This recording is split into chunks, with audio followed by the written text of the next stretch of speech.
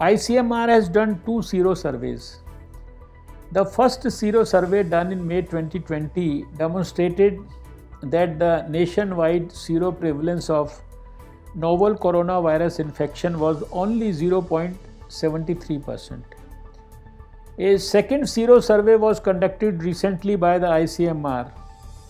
It was conducted with identical parameters as the first survey in 70 districts across 21 states using the same sample size.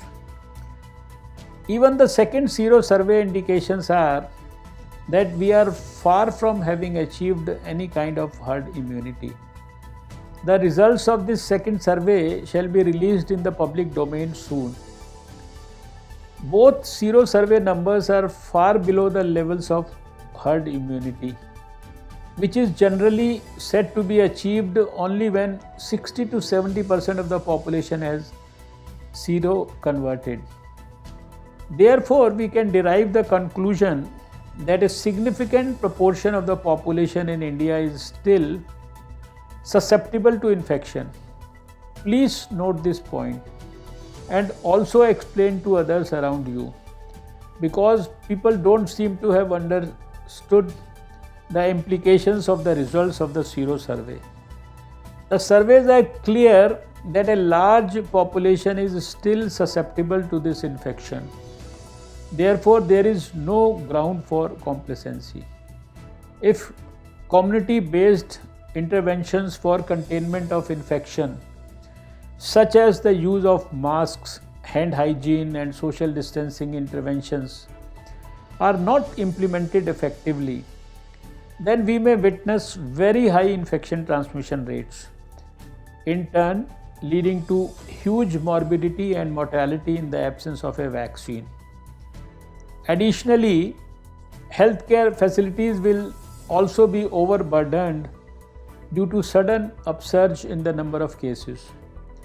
Therefore, community-based interventions for prevention and control of COVID-19 are the only available options now, and any kind of complacency will lead to very serious outcomes.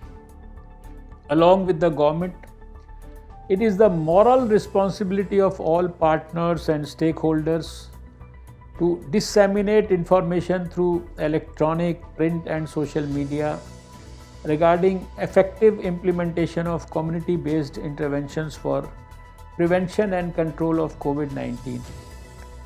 Somnath ji, through you, I want to convey to the people of India that there is no room for complacency. Please follow the guidelines strictly. If all of us can do that, we will be successful in mitigating this deadly virus. With this, we have finished the third episode of Sunday Samvad. I must thank you once again for starting this wonderful two-way communication with me. These are extraordinary times which demand extraordinary diligence.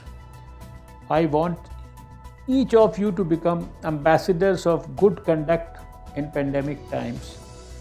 Practice and preach correct etiquettes to prevent corona infection. Be aware of government guidelines.